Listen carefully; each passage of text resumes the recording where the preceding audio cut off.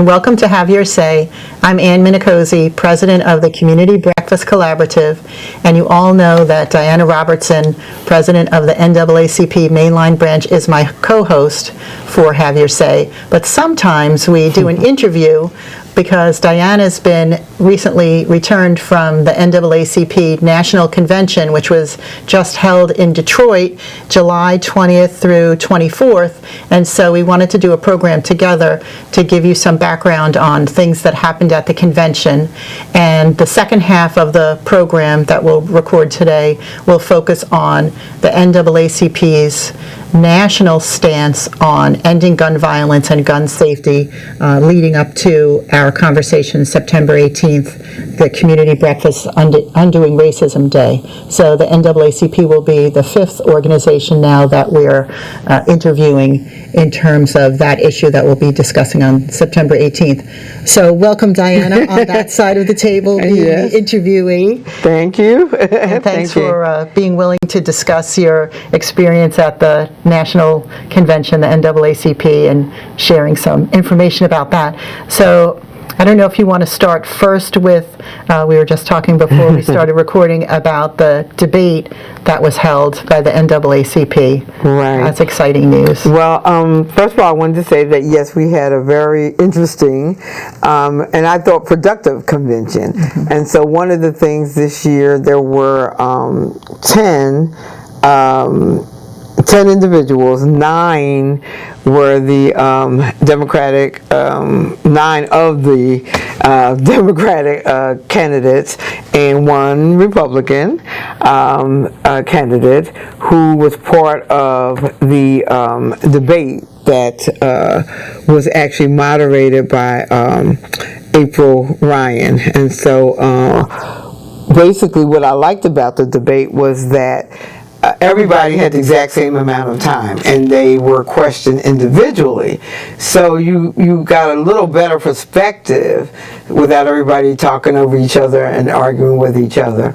But they were given the same exact amount of time for our opening statement, questioning, and closing statement.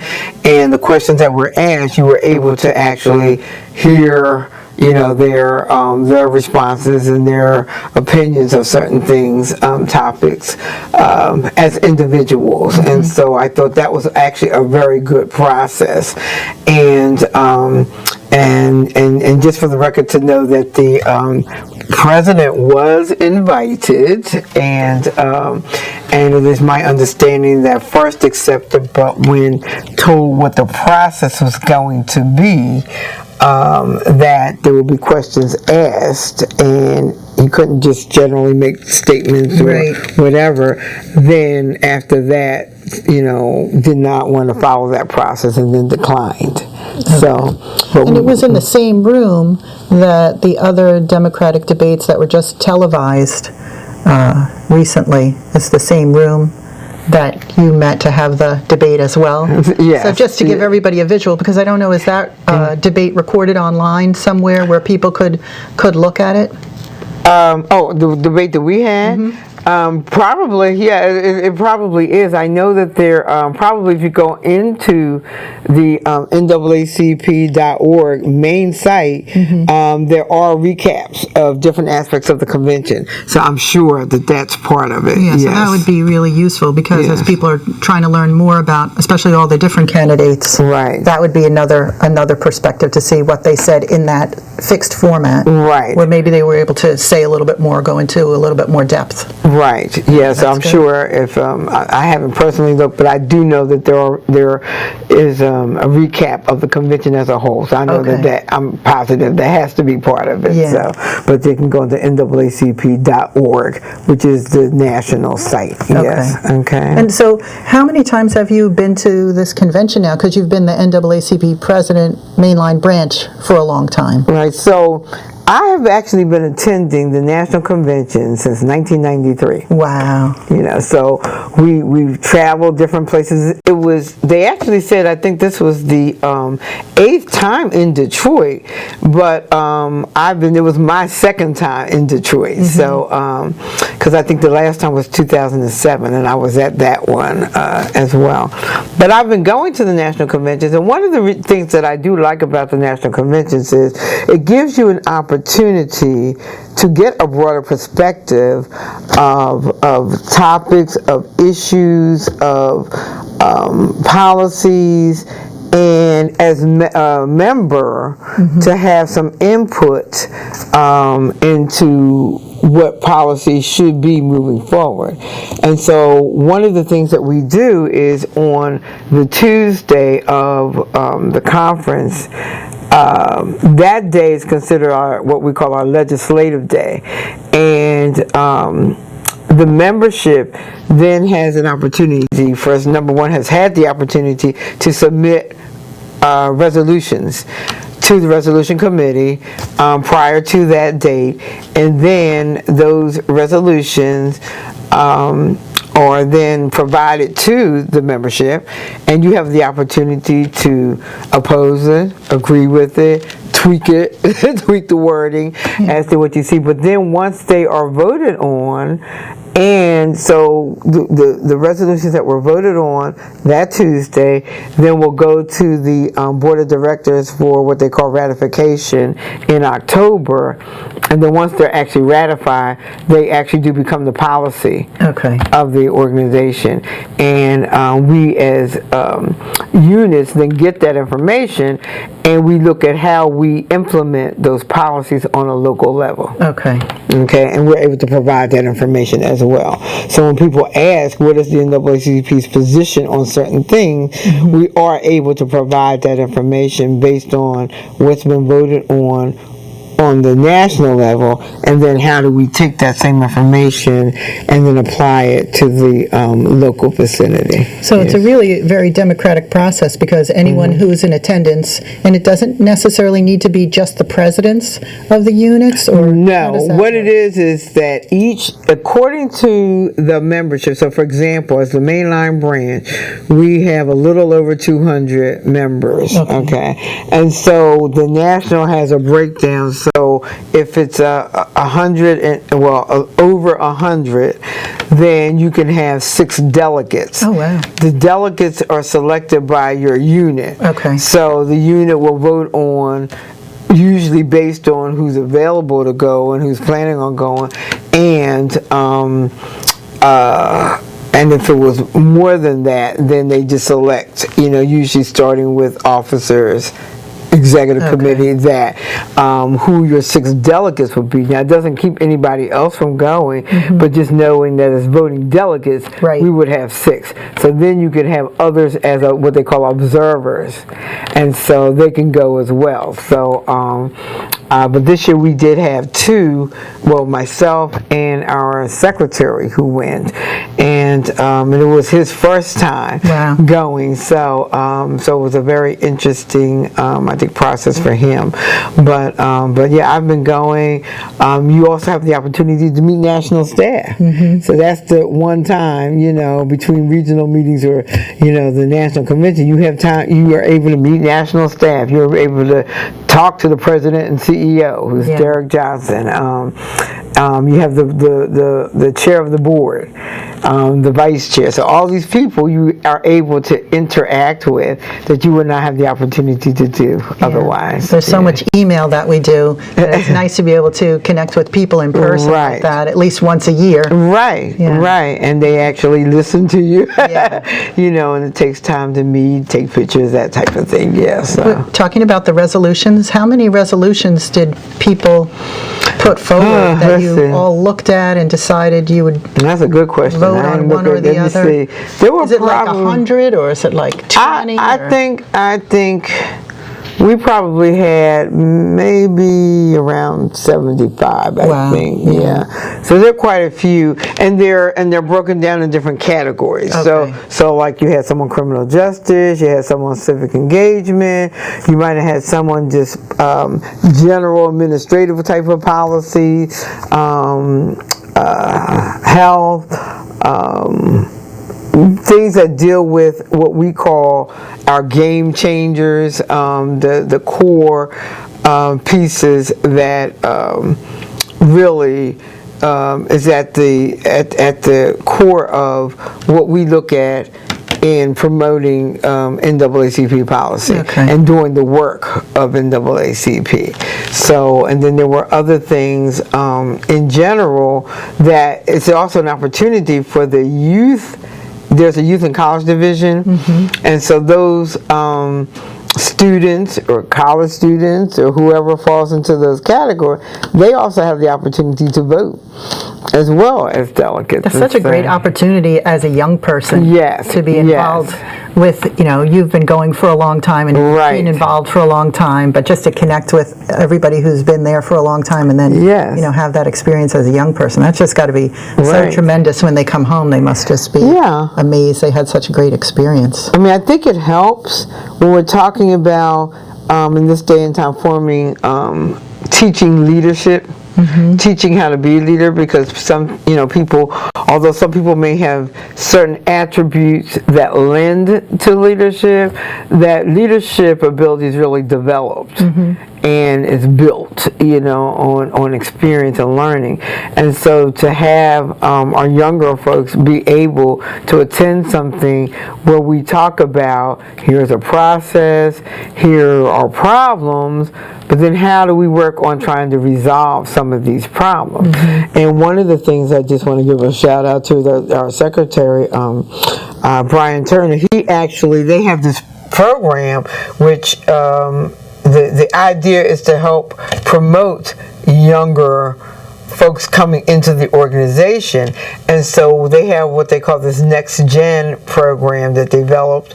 I think it's just 2 or 3 years old, and it's between the ages of 21 and 35. So it's very specific to the age group, but the reason for that is to target that age group and to help them to whatever else they're doing, because a lot of them were professional people and they're working and they've been to college and some are in college, but whatever the case is, it helps to teach them that within their own fields of careers or their work, they can also incorporate advocacy into what they do, and it's an opportunity for them to learn how to do that and become leaders. So he had applied and became part of that program, and actually was one of the reasons he was actually able to go initially because of the Next Gen program.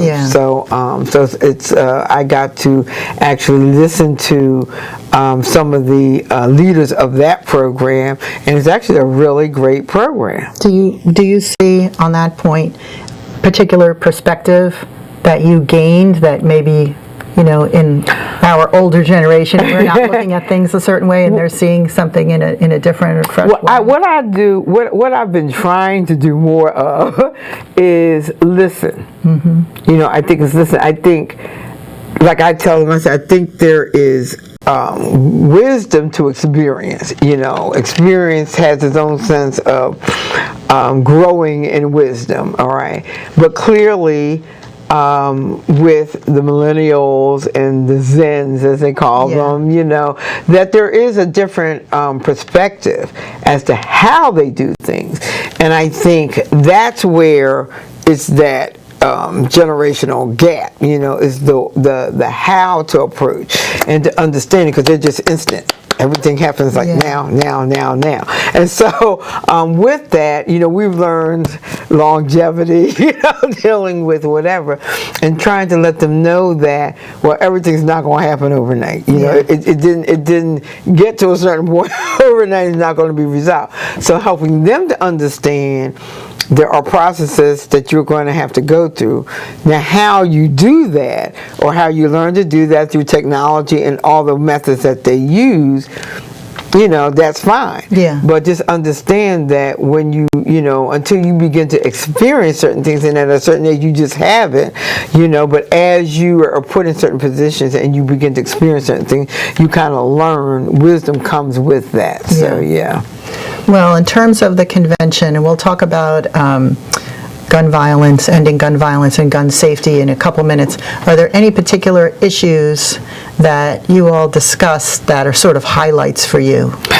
Some of the highlights, well, one of the things I can say, even the way we've done things in light of reaching others, is there was a lot of effort placed on upgrading technology. And so the things that we're able to do with accessing membership, even the whole registration process was online. It was great. We spent much less time, and so the president and CEO is talking about how they're really working on upgrading technology. So I thought that was a clear highlight. But I think in terms of criminal justice, policies out of the resolutions, really looking at the policies that dealt with areas of criminal justice and health, and the civic engagement, because we did talk a lot about voting, that people have to not just register to vote, but they absolutely have to get out and vote, and looking at how we help people to understand the importance of that. So that was one of the key things as well, is that the theme was when we fight, we win. Okay, so but understanding what that fight has to consist of, and so I think that was critical. So yeah. Well, we can turn to ending gun violence and gun safety, because you said that there were some resolutions on that. Right. And especially talking in the perspective that the NAACP is a national organization. Was it mostly federal resolutions that you discussed? Right, because we represent, the entire 50 states and some others, I think the Virgin Islands and some other places as well. So noting that what comes out of that is work on proposed federal legislation to help deal in that. We clearly have stated that gun violence is a public health crisis, and so that was clearly noted. And so the resolutions talked about legislation that needs to be put together federally, and then would trickle down to the states, on the ban of one of them did deal with the ban of certain types of weapons, certain types of guns, looking at gun safety, and just looking at the third piece is who has access to guns. Okay. So those three aspects, because if you deal with, it was felt that if you deal with those three areas, that's what's going to help impact the gun violence. And so we know, once again, as we talked about a little bit before, is that we know that the idea is not to get rid of guns. However, the things seem to be just totally out of control. And as you look at the other pieces, such as suicide, domestic violence, all the things that are increasing in numbers, part of the reason is the fact of easy accessibility to guns. So that, we know as part of the health resolutions that we did, as part of that, we did also talk about resolutions to deal with mental health issues and other things that also impact a person's thought process. Because the reality is that and it would be interesting I don't know if on an application to get a gun, if it talks about why, what is your reason for wanting it, so I don't know if that's on there or not, but that would be an interest to know. So why does a person need 10 guns? If you're getting something, what is your reason for that? Because clearly it's gone beyond protection, clearly it's gone beyond certain things. So being able to ask those questions and being able to understand when we say that, even when we talk about the background check, which is good, however, if I've never been in a situation that I've had to deal with the law with that, then it still doesn't get picked up. Or how do people get information in regard to someone who's constantly seeking help and dealing with issues of anger, dealing with issues of other things that could impact their decision of using a gun, We were talking about gun registration previously with Shira Goodman, and staying with the gun registration rather than on the maybe gun user, Right. just to have a phrase. Do you think we could start to move towards the phrase gun management instead of gun control? Because gun control sounds like that fear that taking somebody's rights away. I'm going to take, your guns are going to get taken away from you. Right. Such and such legislation, that if we just talked about gun management, Right. that maybe everybody could be brought, or mostly everybody could be brought on board into that conversation. And focus it, like we've talked so many times over the months about registration Right. of the guns. And I think that's critical, because the reality is there is no way of monitoring, well, at least in Pennsylvania, there's no way of monitoring how many people even have guns and the quantity of guns without a process of registration. Yeah. And so possibly, yes, gun management could be a term that would be received better in having that conversation, to say, we really do need to know. We need to know, so when things do happen, once again, we can track, you can start to put together data. And a part of the problem is you don't have data on enough things that impact even being able to come up with a real solution. Yeah. And And data we needs to register be our cars, and Right. so then it brings the conversation in a different direction, not eliminating the other conversations that we've had, Right. Or that we continue to have in terms of suicide prevention and Yes. domestic violence and all the other conversations, Right. but adding that one in, that registering a gun is like registering a car, Right. and then we could know how many guns are out there. Right.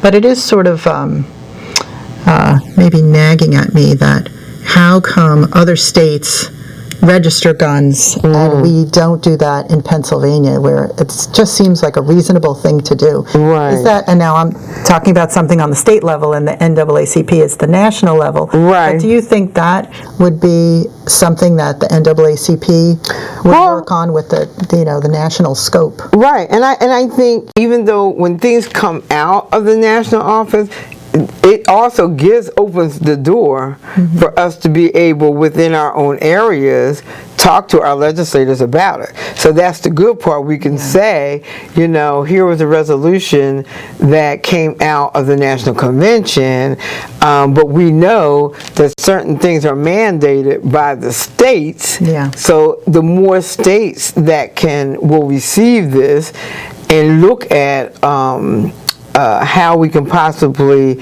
implement or execute this type of legislation, then it will help it to actually be approved for federal legislation, and then be able to have a monitoring effect. So that's the good part. It does open the door for us to have that conversation within our state. Pennsylvania, I feel like, is unique because we have a traditional gun culture as part of our residence in the state. Right. And then also, some limiting of guns, especially in the urban areas maybe, or people have different views on guns and gun ownership, that I feel like, see what you think about this, that if we're able to do something in Pennsylvania and make some changes, our state is a good model for other states that have a strong gun culture and tradition and everything, so that if we're able to do something reasonable here, maybe other states could follow that example, or vice versa, if there are other states that we could use as a model, so to speak, as to how this is working, and the importance of that happening, and maybe even getting data on the numbers as far as the shootings, in that particular state versus another state. And one of the things I was just thinking about too, that is part of maybe the registering, we would also have training. Because I mean, let's face it. If you know, I said I'm going to buy a gun, you know, for my protection, but I never in my life used a gun, you know. So there should be some type of mandatory training, which would then, part of the training piece would be safety, how you keep, because of the lack of shall I say negligence in where guns are put, or children knowing where they are. We've had just even accidental deaths, you know, or children playing thinking, because they see things on TV, it's kind of like they don't realize this is a real gun and it will kill somebody.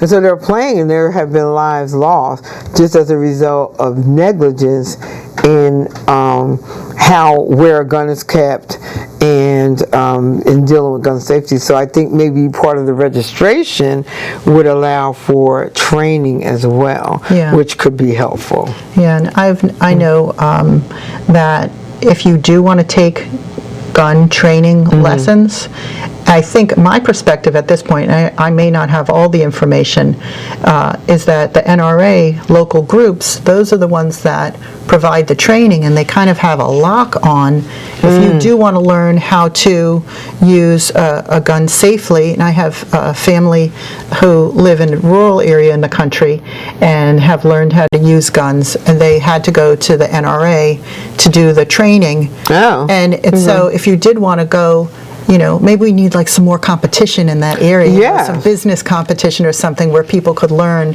how to use guns effectively, safely, you know, learn to have good aim and things like that, that people enjoy with hunting or target practice and things like that.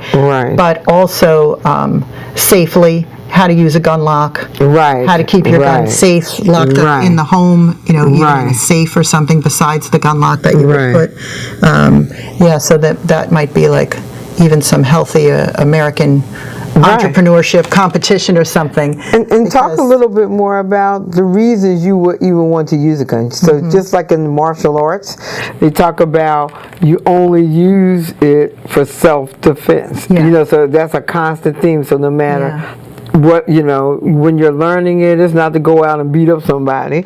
You know, the purpose they're constantly talking about. So the purpose of martial arts, you learn, you know, all types of steps and moves, but the whole purpose is for self-defense. And so maybe as part of that type of training, they start to develop. So now here are reasons you might need a gun. Outside of that, you shouldn't. Well, good. As you know, our time comes. Our time ends so quickly. So thank you so much for sharing your insights about the NAACP National Convention in Detroit. That's great. It's a great experience. I feel like I learned a lot about how it all works and everything too. So I appreciate that. And then also the NAACP's resolutions upcoming on gun safety and ending gun violence. So I appreciate that, and welcome you to the other side of the table sometime soon. Okay, so thank you. Thank you to all of our viewers for tuning in to Have Your Say here on Radnor Studio 21 today, and we'll see you next time. Thank you.